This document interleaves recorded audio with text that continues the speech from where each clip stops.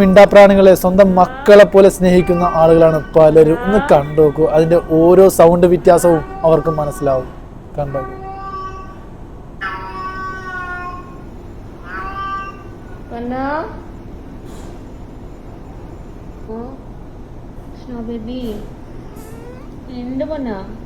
എങ്ങനെയാണ് അവർ കെയർ ചെയ്യുന്നതെന്ന് കണ്ടോക്കണം നിങ്ങളൊന്ന്. സ്വന്തം മക്കളെ പോലെ, സ്വന്തം കുഞ്ഞുങ്ങളെ പോലെ. സ്നോ ബേബി അവളുടെ ലൈഫിലെ ആദ്യത്തെ ഹീറ്റിംഗ് പീരിയഡിലൂടെയാണ് 2-3 ദിവസമായിട്ട് കടന്നു പോയിട്ടുണ്ടായിരുന്നത്. ഇത് നമ്മുടെയും കൂടെ ആദ്യത്തെ ഒരു അനുഭവമായിരുന്നു. കാരണം നാട്ടിൽ നോറ ഉണ്ടായിരുന്നിട്ട് കൂടി അവൾക്ക് 1 വയസ്സാവുന്നതിന് മുമ്പ് നമ്മൾ UAEക്ക് വന്നിട്ടുണ്ടായിരുന്നു.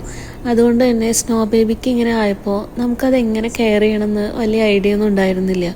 സോ യൂട്യൂബും ഗൂഗിളെല്ലാം നോക്കിയിട്ടാണ് കൊടുത്തിട്ടുണ്ടായിരുന്നത്.